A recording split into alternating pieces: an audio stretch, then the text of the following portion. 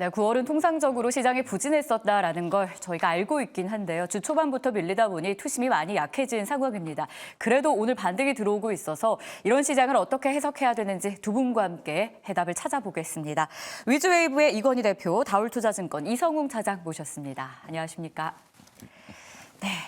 일단 반도체 저가 매수 들어오고요. 테슬라 호재 속에 2차 전지도 상승, 특히 오늘 테마성 종목들까지 같이 오름권력을 보여주고 있습니다. 시장 진단부터 해봐야 될 것 같은데요. 이건희 대표님, 주 초반 투심이 너무 안 좋았어요. 오늘의 상승을 저가 매수 유입, 이 정도로 해석을 해야 될까요? 좀 관망해야 되나라는 두려움의 시선도 아직은 좀 있습니다. 일단 좀 미국의 경기 침체 이슈로 하락시킨 거는 조금 약간 좀 기우였던 것 같고요. 네. 그러니까 항상 주식하시는 분들이 월가나 이쪽을 보면 패턴을 되게 좀 중요시 여기는 쪽이 있는데 8월 초에 있었던 패턴을 좀 그대로 한번 그려본 것 같은데 ISM 제조업 지수도 발표 나오고 생각보다 나쁘지 않았음에도 불구하고 경기 둔화가 지속됐다라는 걸로 경기 침체 이슈를 만들었다고 보면 될 것 같고요. 엔비디아가 좀 많이 빠지면서 우리나라에 더 영향을 줬는데 뭐 여러 가지 이제 루머도 있었고 지금 루머로 확인이 됐죠. 뭐 이런 부분들이 이제 작용하면서 안 그래도 지금 미국 시장은 좀 조정을 받아야 되는 국면까지 올라와 있는 상황에서 최근에 좀 흐름이 상승 추세를 이어가기보다는 약간 조정이 나올 기미를 보이고 있는 상황에서 보였다. 그리고 금리 인하 관련돼서 여러 가지 걱정들도 있고 또 미국이 국채를 발행해야 되는 여러 가지 이제 여건들 때문에 어느 정도는 경기가 둔화되고 있다는 시그널들을 좀 주는 게 지금 사실은 뭐 시장 참여자들 입장에서는 좋은 좋은 상황이었다든지라고 보시면 저는 약간 좀 전략적인 하락이었다라고 보고 있고요. 미국의 그 하락은 그래서 우리나라가 그 영향을 좀 많이 받았는데 오늘 반등 나오는 거는 경기 침체가 아니라고 하고 뭐 서비스업 관련된 지수가 또 오늘 저녁에 발표되는데 거기에서 또 괜찮다 그러면 또 경기 침체 아니다라고 올릴 거라는 걸 미리 알고 지금 오늘 시장이 좀 반응을 한 것 같고요. 미국 시장이 어제 우리나라 시장에서 선물 가지고 요즘에 이제 외국인들의 수급은 선물로 주로 보셔야 되는데 어제 장중에 거의 한 9천억 가까이 매도를 하다가 장 끝난 동시호가에 말아 올리면서 거의 마이너스 한 1,000억이 조금 넘게까지 줄였습니다, 물량을. 그럼 그걸 보고 내일은 좋아지겠구나라고 생각했더니 오늘 역시 아침에 계속 지금 선물을 끌어올리면서 지금 시장을 끌어올리는 중이거든요. 그러니까 결국에는 외국인들이 지수를 많이 올리고 싶은 마음도 없고 떨어뜨릴 마음도 없고 계속 지금 이 박스권에서 횡보를 지금 만들어내고 있는 과정이고요. 그 사이에 이제 뭐 반도체 주식이 많이 올랐다 떨어졌다 이걸 반복하고 있기 때문에 좀 불안감이 좀 커지고 있는 상황이고 뭐 LG 에너지솔루션 같은 거 못 따라가서 또 화가 나시고 맞아요. 여러 가지로 이제 기분이 안 좋으실 텐데 지금 시장은 약간 좀 이렇게 어지러운 시장일 수밖에 없는 게 뭔가 지금 미국이 확실한 방향을 못 잡고 있죠. 그러니까 이런 부분들이 여전히 이번 주 그다음에 뭐 다음 주 그다음에 추석 연휴 끝나고 나서까지도 좀 영향을 미칠 걸로 보고요. 당분간은 지금 조금은 이제 주식이 좀 올라오면 현금을 좀 마련하시는 것도 좀 좋은 방법이다. 9월 달엔 좀 불확실성이 좀 많을 것 같습니다. 그래서 여러 가지로 지금 또 9월 16일 날 미국인들이 세금 납부를 하는 이슈가 있거든요. 또 그 전에 4월 15일쯤에도 세금 납부 때문에 주가가 좀 많이 빠졌어요. 그러니까 이런 부분들도 여전히 안 좋기 때문에 조금은 좀 보수적으로 대응을 하시는 게 좋을 것 같습니다. 그러니까 뭐 경기 침체에 대한 우려감도 있지만 그걸 제외한다 하더라도 미국의 세금 납부 또 국내에는 추석 연휴가 있어서 당분간은 좀 관망하자라는 의견이 조금 더 많이 담겨 있었던 것 같아요. 이성웅 차장님 의견은 어떠세요? 저희 추석 전에 관망해야 됩니까? 아니면 좀 주춤할 때 적극적으로 매수하는 타이밍으로 봐야 됩니까? 네, 관망하는 게 맞지 않나? 동일하시네요. 네, 그렇게 좀 맞다 생각이 되고 있고 오늘 그 상승은 항상 뭐 심심한 얘기일 수도 있겠지만은 이제 반발 매수잖아요. 기술적. 근데 그 전과는 좀 틀렸던 게 어제 낙폭이 생각보다 좀 과했다는 느낌이 좀 많이 들거든요. 여러 가지 뭐 경기 침체나 여러 가지 이런 이슈에 의해서 떨어졌다고 했지만은 8월 달에 저희가 크게 그 블랙 먼데이 사태를 한번 겪고 나서 어떤 시장 자체가 내성도 생겼다라고 생각이 되고 있는데 갔던 어떤 이 프로세스에 의한 이 주가 하락이 생각보다는 어제는 너무 과하게 나오지 않았나 라고 좀 생각이 되고 있고요. 뭐 그런 점을 본다고 한다면 지금 시장에서의 어떤 결론은 상승에 대한 어떤 모멘텀을 지금 어떤 확인하는 작업이 굉장히 좀 힘들다라고 좀 볼 수 있겠고, 우선 이 8월 말부터 중요한 부분이 이제 외국인들의 뭐 수급도 그렇지만은 전체적인 거래량이 이제 줄어들고 있는 상황이거든요. 뭐 그 시장에 대해서 안 좋게 본다는 것보다도 어떤 시장에서의 엔비디아에 대한 이 뭐 고평가 여러 가지 또 관련된 우리나라 기업들의 이 차익 실현에 대한 우려감이 항상 이제 시장에서 보면은 존재하는 것 같아요. 그래서 어떤 다른 위험 자산에 대한 안 좋은 모멘텀이 나왔을 때는 언제든지 차익 실현이 나올 수 있다라고 좀 판단되고 있거든요.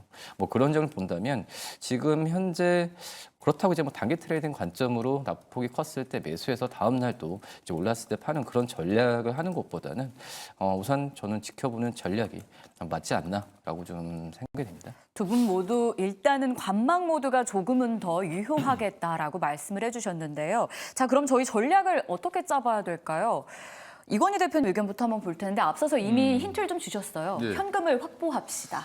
그러면 저희가 이 현금을 이렇게 총알처럼 장전했다가 언제 풀어야 되는지 이것도 중요한 요소가 될 것 같아요. 그러니까 어차피 지금 제가 반도체에 대해서 항상 강하게 말씀을 많이 드렸는데 지금 저는 그 뷰는 바뀌지 않았는데 문제는 이제 여러 여건들이 당장 뭐 그 급반등이 나오기는 좀 어려운 상황으로 가는 것 같고요.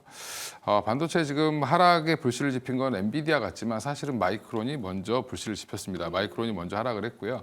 그 마이크론이 실적을 근데 9월 20일경에 23일로 알고 있는데 그 금융업에 발표를 하니까 3사 중에 가장 빨리 발표를 하죠. 네. 그럼 그 전까지는 반도체가 방향을 잡기는 좀 어렵지 않을까 생각하고 있고 그래서 뭐 엔비디아 갑자기 뭐 한 130불 이상까지 급등하지 않는 이상 사실은 지금은 조금 마이크론 실적까지도 확인하려고 하는 그런 모멘텀이 계속 이어질 겁니다. 그러면 당분간 그러면 9월 말까지는 재미가 없다라는 거죠. 반도체가. 그럼 지수가 올라가긴 어렵다라고 보시면 되고 그럼 주도주가 부재한 가운데 여기저기 이제 뭐 2차 전지 한번 올렸다가 뭐 바이오 한번 올렸다가 이게 계속 반복될 가능성이 높고요. 오히려 지금은 차라리 섹터로 보면 뭐 화장품 섹터 정도가 그나마 조금 지금 대안으로 좀 나오고 있는 상황이다라고 좀 보고 있는데 여전히 공격적으로 지금 이것도 사고 저것도 사고 할 시기는 아닌 것 같고 그러면 현금을 좀 마련해 놨다가 오히려 그 9월 이후에 뭐 9월 이후 뭐 여러 가지 9월에 이벤트가 많죠. 지나고 좀 네, 좀 지나고 10월 무렵부터 9월 한 20일 이후부터 좀 마이크론 실적 발표 이후에 조금 시장을 보시는 것도 나쁘지 않다. 그때 이제 조금 더 한번 기회가 오지 않겠나. 그리고 그 사이에 또 악재가 나오면 오히려 또 기회가 될 수도 있거든요. 그러니까 추석 전에 현금을 좀 만들어 놓으셨다가 좀 편하게 연휴 보내시고 그 이후에 조금 모멘텀이라든지 급락이 나온다든지 아니면 어떤 방향이 정해졌을 때 섹터에 좀 집중할 수 있게 지금 너무 막 이렇게 여기저기 많이 사놓으신 분들은 이게 하루 수익 날 때는 조금 나고 어려워요. 수익 날 때는 조금 나고 빠질 때는 더 많이 빠지거든요. 예, 그러니까 이제 포트도 좀 약간 좀 조정해서 좀 압축을 하실 필요가 있고요. 그래서 너무 많은 그 펀드식으로 그 주식을 사시면 안 된다. 이 부분 좀 말씀을 좀 드려야 될 것 같습니다. 이건희 대표님은요, 반등할 때 현금을 좀 확보하자. 그리고 저희가 모아놓은 현금은 9월에 굵직한 이벤트들 지나고 나서 또 마이크론 실적 발표까지 좀 점검할 필요가 있다. 그 이후에 기회가 오면 사용하자라는 조언이었습니다. 자, 이성웅 차장님은 어떤 전략을 준비해 주셨을까요? 한번 보죠. 종목 쏠림이 심한데 경기 방어주에 관심을 갖자라는 의견이십니다. 대표적인 방어주 어떤 게 있을까요? 통신주라고 할 수 있겠죠. 네. 요즘 좀 움직이죠. 어제도 이제 SK텔레콤이 이런 장에서 52주 신고가를 네. 기록했던 상황인데, 나홀로 올랐어요. 그렇죠. 근데 이 뭐 경기 방어주라는 그 개념이 어떻게 보면은 이 외적인 요인에 의해 크게 흔들리지 않는 그런 sek터를 이제 경기 방어 이 섹터라고 좀 할 수 있겠는데, 그만큼 이제 우리나라 시장 자체 현재가 내적인 뭐 모멘텀이나 아니라 내적인 이슈는 거의 없다라고 봐요. 지금 오히려 뭐 금투세, 뭐 폐지, 뭐 이거에 대한 이슈 외에는 뭐 위험 자산에 대해서 우리나라 자체적으로도 뭐 할 수 있는 여력이 없는 상황이다라고 좀 생각이 되고 있고, 저 외적으로는 좀 엔비디아 쪽에서의 고평가 이슈가 또 이 또 미국 쪽에서의 어떤 정책 경로에 대한 부분이 뭐 대선도 그렇지만은 이제 불분명한 상황이거든요. 그렇기 때문에 지금 어느 때보다도 이 외적인 요인에 의해 크게 흔들리는 현재 우리나라 시장이라고 볼 수 있겠고, 뭐 그런 점에서 이 좀 시장에 대한 민감주를 어떤 트레이딩 관점에서 접근하는 전략보다는 굳이 이제 어떤 종목들에 대한 포트를 분산하고 또 매수에 대한 관점을 유지하고 싶으면은 저는 이제 경기 방어주에 대한 관심을 가져야 된다라고 판단되고 있고요. 근데 뭐 경기 방어주로 단기적인 어떤 수익을 낸다 그런 부분이 아니죠. 뭐 현금화에 대한 부분보다도 어떤 포트폴리오에 대한 부분 분산 자체로 봤을 때 경기 방어주에 대한 비중을 좀 늘리는 게 맞다라고 좀 생각이 되고 있고, 지금 현재 분위기를 보면은 내적으로 이제 이 밸류업 관련 네. 주주환원 관련된 기업들이 지금 시장에서 관심을 많이 받고 있거든요. 근데 이제 그 전에 뭐 금융 쪽 지주사들도 그렇고 이 뭐 현대차도 그렇고 뭐 자사주 이 소각이나 여러 이미 좀 밸류업에 대한 조치를 많이 했었던 섹터들이 많거든요. 근데 이제 통신주들 같은 경우에는 최근에 뭐 KT에 대한 뭐 소각에 대한 뭐 얘기도 있고, 뒤늦게 이제 주주 환원에 대한 얘기가 많이 나와주고 있는 섹터가 또 통신 업종이라고 좀 생각이 되고 있고요. 그리고 이제 이 기본적으로 이제 배당 그 주드로 대표적이잖아요. 통신주들이 뭐 5% 후반, 크게는 6% 중반까지 통신 이 기업들이 지금 배당을 주고 있는데, 이 지금 앞서서 말씀드렸듯이 미국의 어떤 정책에 대한 불분명하지만은 결론은 이제 금리 인하 시기로 간다고 했을 때 이 배당주에 대한 관심이 분명히 수급으로 쏠릴 가능성도 있다라고 판단되고 있거든요. 뭐 그런 점을 본다고 한다면 이 통신주에 대한 관심이 좀 필요하다라고 생각이 되고 있고, 네. 그리고 이제 짧게 말씀드리면 지금 어떤 외국인들의 어떤 순매도나 반도체에 집중돼 있거든요. 다른 산업 쪽은 크게 지금 뭐 어떤 이 방향성은 지금 잡고 있지는 않아요. 외국인들 수급이. 뭐 그러기 때문에 좀 말씀드렸듯이 이 포트폴리오 분산이 좀 필요하지 않나 판단됩니다. 포트폴리오 분산의 관점에서 통신주, 경기 방어 쪽에 대한 매력도 있음을 저희가 확인할 수 있었습니다. 자, 그럼 이제 본격적으로 오늘 시장 이야기와 더불어서 섹터에 대한 분석까지 이어가 봐야 될 것 같습니다. 반도체부터 출발을 해볼 텐데요. 자, 일단 간밤에 엔비디아는 반독점 조사 보도에 대해 사실무근이라 공식 발표를 하긴 했는데 반등에 성공하진 못합니다. 그럼에도 국내 증시는 별개로 상승을 해주고 있죠. 삼성전자가 현재 0.7%, SK하이닉스가 3% 넘게 강세인데요. 반도체 대응 이렇게 어려웠던 적이 있나라는 생각이 드는 요즘입니다. 투자 의견부터 바로 받아볼게요. 팻말 들어주시죠. 네, 산다 안 산다의 의견이 엇갈렸습니다. 여전히 이건희 대표님은 매수 사인을 주고 계신데요. 다만 문제는 엔비디아인 것 같아요. 워낙 엔비디아에 대한 의존도가 글로벌하게 높다 보니까 이러다 $100 깨지는 거 아닐지 우려감이 솔솔 나오기 시작합니다. 이틀째 주가 반등에 실패하고 있는 건데 향방 어떨까요?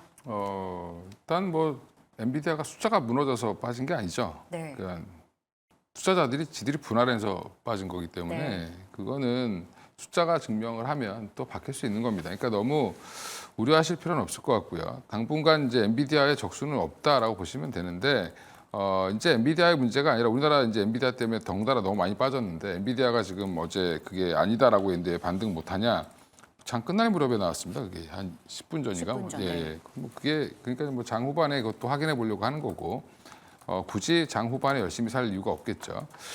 그러네요. 예. 그래서 지금 서로 다 이제 알면서도 의심하고 있는 겁니다. 그러니까 이게 그런 의심의 벽을 또 넘고 올라가야 되는 게 주식이고요. 이런 부분들을 좀 보시면 우리나라 지금 하이닉스 기준으로 봤을 때 16만 원 미치면 이게 경기 침체를 반영해서 빠진 거거든요. 어제 종가는 15만 원대면. 지난번 8월 5일 날 빠진 게 경기 침체 이거 이슈와 같이 더불어서 엔캐리 트레이드 청산까지 합쳐지면서 급락이 나온 건데, 그 자리를 깨지 않았다는 건 무슨 말이냐면 경기 침체가 아니라고 생각하고 지금 다시 반등을 주는 거거든요. 그러니까 이런 부분들은 여전히 저가 매수 기회인데 물론 이제 단기적으로 접근하신 분들은 뭐 내가 한 3, 4% 먹겠다 하고 들어가신 분들은 가능하겠지만 그게 아니라면 지금 사시기 좀 부담스러울 수도 있습니다.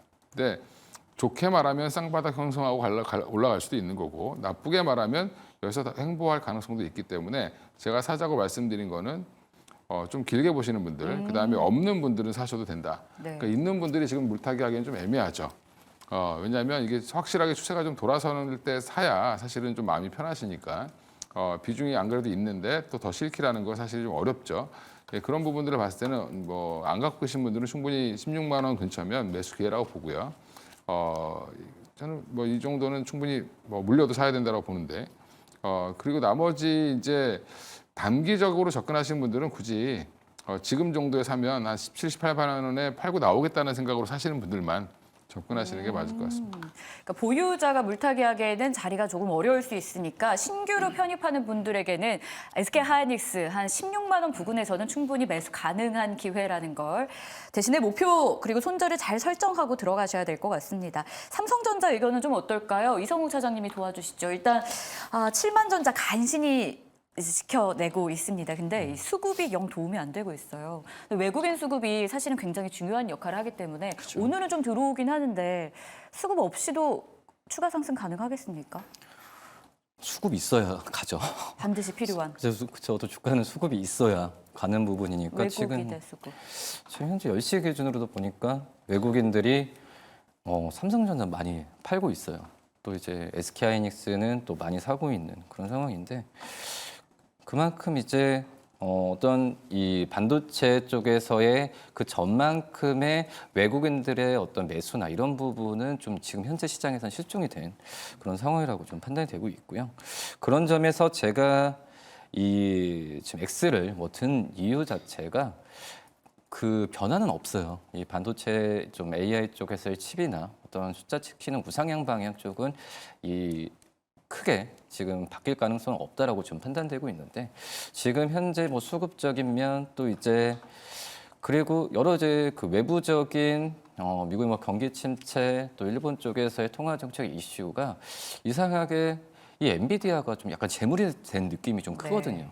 그러니까 그 전에 좀 많이 올랐던 상황에서 전체 이제 위험 자산에 대한 신뢰가 부족한 상황을 엔비디아 쪽으로의 이 차익으로 지금 이어지고 있는 과정이 좀 아쉽고 당연히 우리나라도 이 엔비디아와 뗄래야 뗄 수 없는 게 우리나라 주식시장이기 때문에 이 삼성전자와 SK하이닉스 쪽에서의 어제도 어떤 그 차익이 좀 크게 나왔었고 또 지금 현재 외국인들의 수급을 봤을 때도 삼성전자를 팔고 SK하이닉스를 사는 모습을 보면은 어떤 이 방향성은 분명히 좀 당분간 부재하다.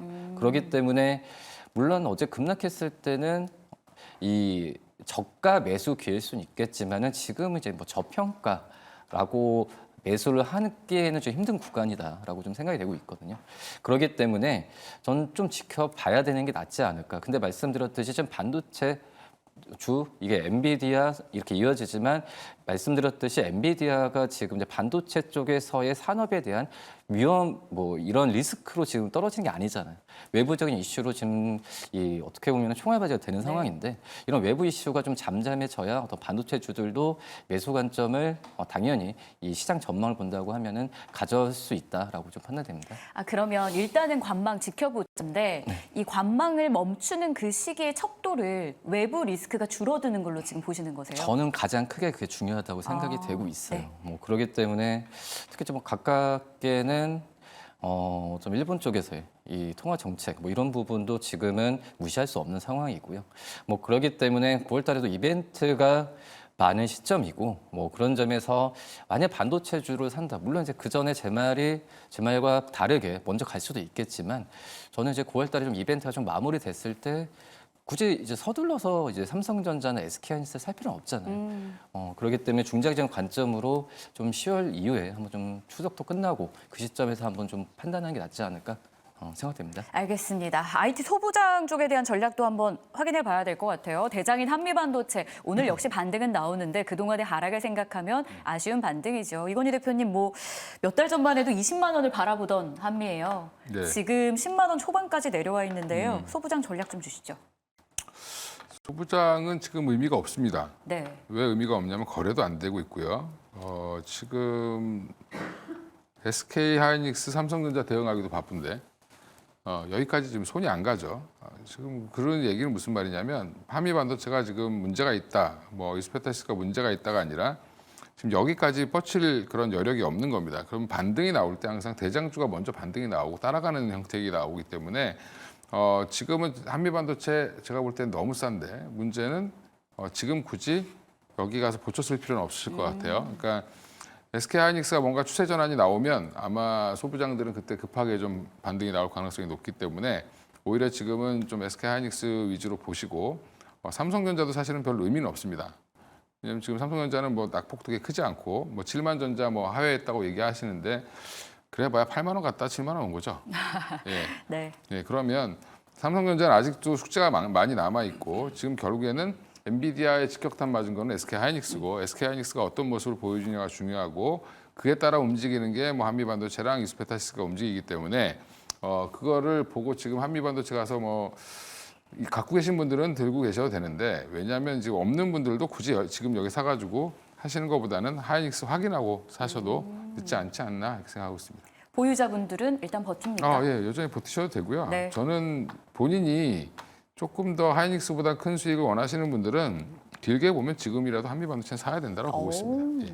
좋습니다. 이렇게 해서 반도체에 대해서 전략 짚어봤고요. 자, 이어서는 실시간으로 올라오고 있는 테마주들에 대한 의견도 받아봐야 될 것 같습니다. 오늘은 역시 카지노주겠죠. 정책이 완화되면서 그에 따라 실적까지 늘어날 수 있다는 분석이 더해지고 있습니다. 가장 대장격으로 움직이는 건 강원랜드고요. GKL 등 대부분이 오름권역을 보여주고 있는데요. 와, 강원랜드는 52주 신고가도 경신을 했네요. 투자 의견 바로 이어서 볼게요. 산다 안 산다 들어주시죠. 두 분의 의견 엇갈렸습니다. 자, 먼저 사겠다고 하신 이성웅 차장님부터 의견 받아볼 텐데요. 앞서서 뭐 경기 방어주에 대한 나름 우호적인 이야기를 주셨어요. 네. 카지노도 경기 방어주인가요? 아니, 그냥 경기 방어주는 아니고요.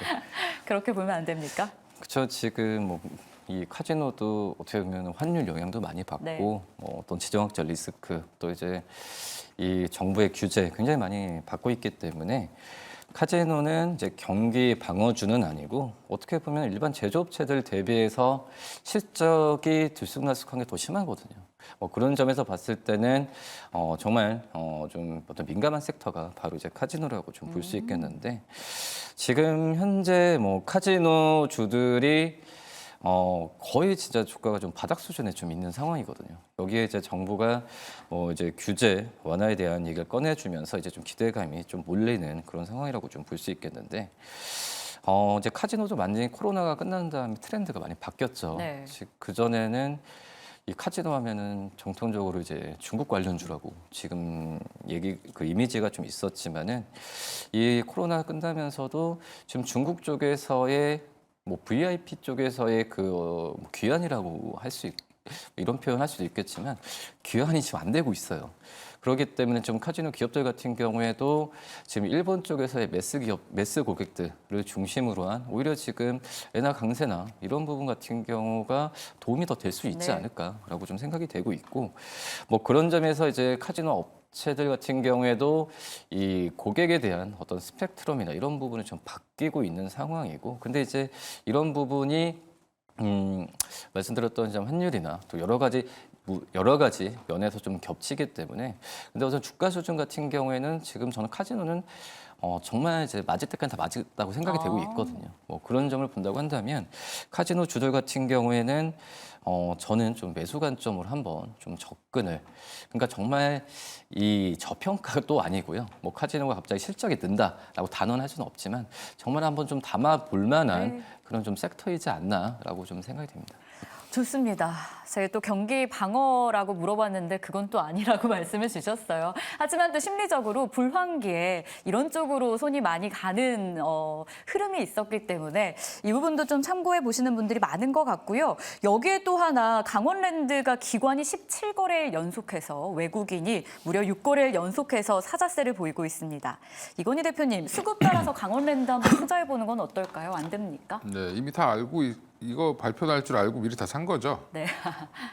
예, 그 오늘 파는 게 맞습니다. 그래서 이거는 뭐 굳이 제가 볼 때는 이익 실현 물론 이제 추가 상승 더 나올 수 있겠지만 강원랜드가 여기서 지금 모멘텀이 더 추가돼서 올라가려면 이게 이제 극장을 더 확장시켜주고 외국인 출입을 조금 더 완화해주고 이런 여러 가지 조건을 했는데 베팅액도 좀 늘려주고 했는데 그래서 수익이 회복되는 걸 보면 뭐 반등은 뭐 2만 원까지도 나올 수 있고 3만 원도 뭐 2만 한 2, 3천 원까지도 갈 수 있을지 모르겠지만 더 중요한 거는 이제 주주환원 정책을 어떻게 펼 것이냐라는 그런 그 공기업이니까 이런 부분들이 GKL과 더불어서 강원랜드가 뭔가가 발표가 나온다라고 하면 또 한 번 부스트업은 될 수 있을지 모르겠습니다. 근데 지금 오늘의 이슈만으로 지금 따라사기에는 부담스러운 자리고 특히 강원랜드 단일 이슈 때문에 지금 덩달아 올라가는 파라다이스라든지 GK 같은 경우는 그냥 말 그대로 덩달아 올라가는 거죠. 지금 카지노 업황이 완전히 돌아섰다라고 보기에는 좀 어렵고 오히려 강원랜드가 공격적으로 지금 이 업황을 투자하는 이유는 그동안 이제 강원랜드에 대해서 가보시면 아시겠지만 좀 많이 낙후되고 오래됐습니다. 이런 부분들을 좀 개선하고 네. 좀 확장하면서 리모델링도 좀 하고 안에 이렇게 인테리어도 바꾸고 하는 거라고 보시면 될 것 같은데 그동안 신사업들 했던 부분들이 생각보다 그렇게 잘 되진 않았거든요. 근데 뭐 가면 이제 물놀이 공원도 있고 다 있습니다. 네. 근데 생각보다 사람 별로 없죠. 거기 가면 이제 이게 카지노 업황 전체에 대한 오늘 단발성 이슈로 끝날 가능성이 높다라고 좀 개인적으로 봐서 지금은 사시지 마시고 오히려 조금 밀리면 사셔도 되지 않겠나.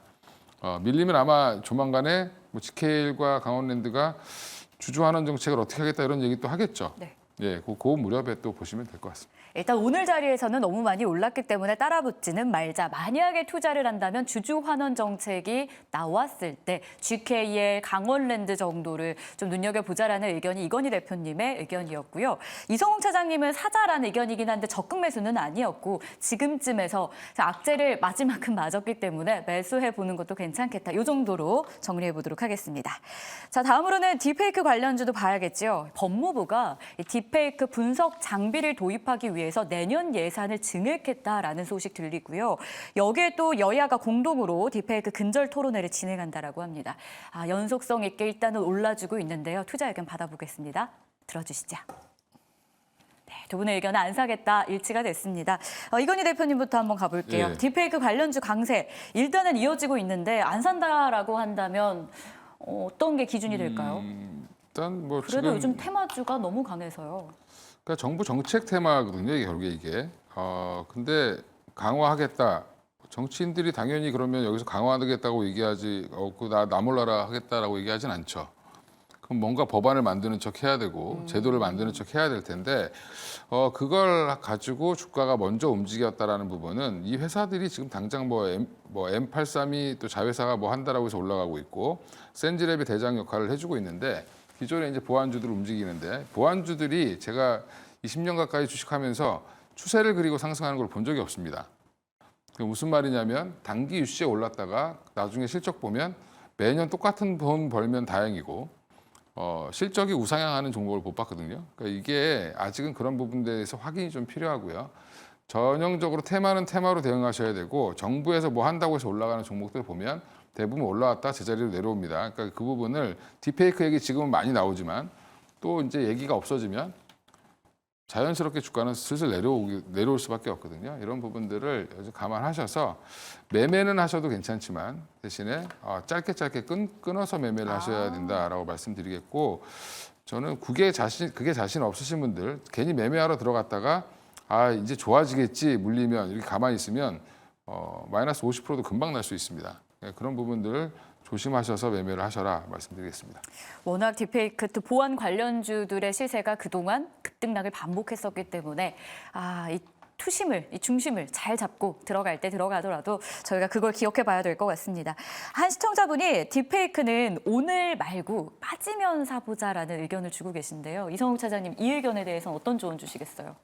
글쎄 우선 뭐 이 아주 테마잖아요. 네. 테마기 때문에 테마는 한 번 빠지면 계속 빠질 수가 있거든. 그렇기 때문에 시청자분께서 얘기하셨듯이 빠졌을 때 사는 거는 앞서서 저희가 이제 반도체 카지노도 얘기했잖아요. 네. 이쪽 섹터로 한번 눈을 돌리는 게 낫지 않나라고 좀 판단되고 있고 지금 이 어떤 정부가 이제 시작을 하는 거잖아요. 이것은 기술에 대한 부분을 시작을 하는 거고 제가 봤을 때도 이제 이 딥페이크에 대한 어떤 AI적인 부분을 AI적인 부분의 기술을 차단하는 게 아니라 이제 탐지하는 거기 때문에 이 딥페이크에 대한 영상을 만드는 걸 차단하는 게 아니잖아. 만든 부분이 이제 그걸 이제 차단하는 부분이기 때문에 원초적인 해결 방법은 아니라고 생각이 되고, 지금 현재 정부가 좀 이 딥페이크에 대해서 지원하는 금액 자체가 지금 몇십억 단위거든요. 지금 그러기 때문에 큰 어떤 정부 지원 이제는 뭐 계속 나올 수도 있겠지만은 그 금액만큼의 어떤 실효성이나 또 이제 관련주들이 수혜를 받는 그런 구조는 좀 시간을 보고 더 지켜봐야 되는 게 맞다라고 판단되고 있어서, 이 딥페이크 관련주들은 이제 보유자 영역에서만 저는 판단하셨으면 좋겠어요. 신규적인 매수 관점보다는 보유자 영역이지 않나 판단됩니다. 보유자의 영역 정도로 봅시다라는 의견입니다. 마지막으로 하나만 이슈를 더 짚어볼게요. 저희가 미리 준비했던 건 아닌데요. 네. 테슬라의 급등 한번 짚고 가야 될 것 같아서요. 이에 따라서 국내 관련해서 다시 한번 좀 시세를 받아갈 수 있는, 앞서 잠깐 코멘트를 주시긴 했는데요. 저희 어떻게 대처해야 될까요? 2차 전지요.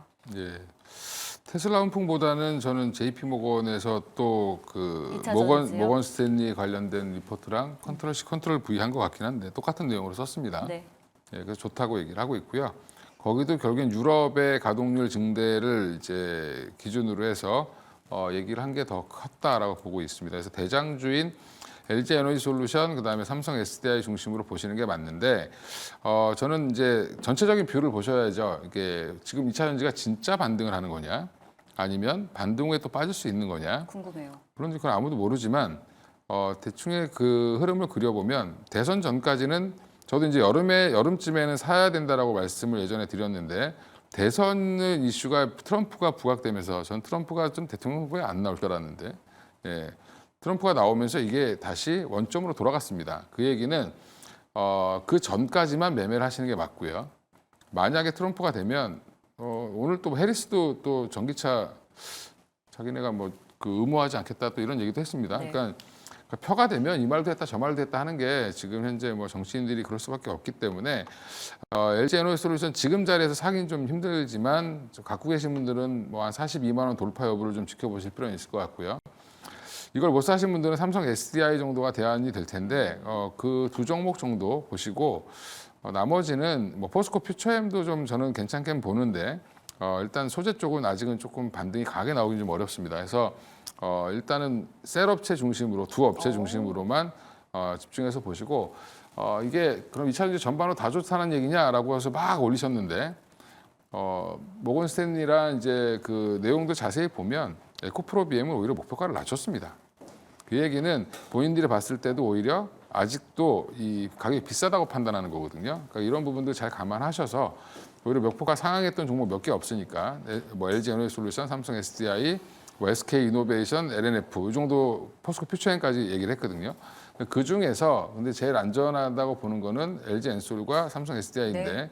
이 두 종목 중심으로 보시되 지금 자리에서 사시기보다는 조정이 좀 나오는 거를 기다려 보셔야 될 것 같다라고 말씀드리겠습니다. 2차 전지 관심 있으시다면 세일 중심으로 저희가 눈여겨보도록 하겠습니다. 자, 이성웅 차장님의 추천주가 오늘 좀 준비가 돼 있다고 하는데요. 자, 바로 공략주 만나볼까요? 앞서서 통신주 얘기해 주셨는데 거기서 가져오셨네요. 네, 저는 이제 KT 좀 말씀을 드리고 하겠는데, 네. 우선 SK텔레콤도 좋아요. SK도 좋아 보이는데 지금 SK텔레콤도 좀 많이 올라갔고 KT도 오전에 준비했던 것보다 지금 주가가 좀 올라가서 약간 계속 좀 가고 그렇게, 있어요. 예, 좀 그렇긴 한데 그나마 좀 KT를 좀 경기 방어주 쪽에서의 좀 안정적으로 지금 현재 매수를 해도 괜찮지 않을까라고 좀 생각이 되고 있고요. 지금 이제 이 KT 같은 경우에도 이 주주 환원 뭐 이익 규모가 거의 7천억대 수준인데 중요한 게 이제 자사주 소각을 했잖아요. 네. 지금 저는 이제 이 주주 환원이라고 했을 때 자사주 매입을 또 얘기 나오지만 결국은 주주 환원의 완성은 자사주 소각이라고 좀 볼 수 있거든요. 뭐 그런 점에서 이 KT가 이런 자사 소각도 그 전에도 잘 하고 있고 계획된 부분에 있어서도 저는 이 KT가 지금 밸류 관심주로 본다고 하면은 다른 금융 지주사들이나 이 자동차 섹터보다는 통신 또 그 안에서는 KT가 좀 괜찮다라고 좀 생각이 되고 있고 2분기 실적에 대해서 좀 설왕설래가 많은데 결국 인건비나 여러 가지 이 비용적인 일회성 비용이 좀 나와서 그랬던 부분이거든요. 뭐 그렇기 때문에 이 하반기 때 물론 이제 5G에 대한 순 가입자가 당연히 줄어들겠죠. 하지만 이거는 저는 성수기에 진입했다고 생각되고 있거든요. 뭐 그렇기 때문에 안정적인 실적도 계속 나오지 않을까 이렇게 판단됩니다. 네, 실적 측면에서도 매력을 느껴봅니다. KT 준비해 주셨고요. 이건희 대표님의 공략주 무엇일지 궁금합니다. 미리 살짝 봤는데 많이들 보유하고 계실 종목이네요. 네, 실리콘2 갖고 나왔고요. 이제 화장품 데이터 의구심 갔다가 이제 확인했죠.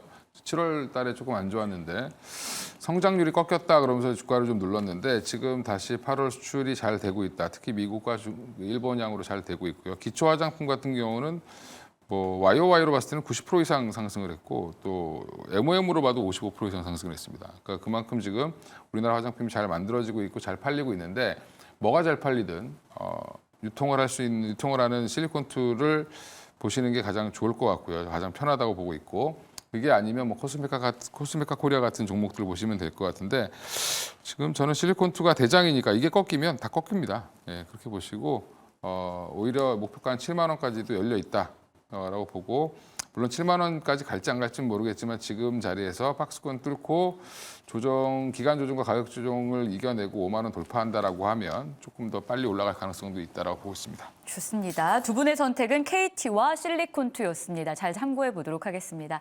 자, 이어서는 수급의 향방 알아보겠습니다. 박세미 아나운서 바로 만나보시죠.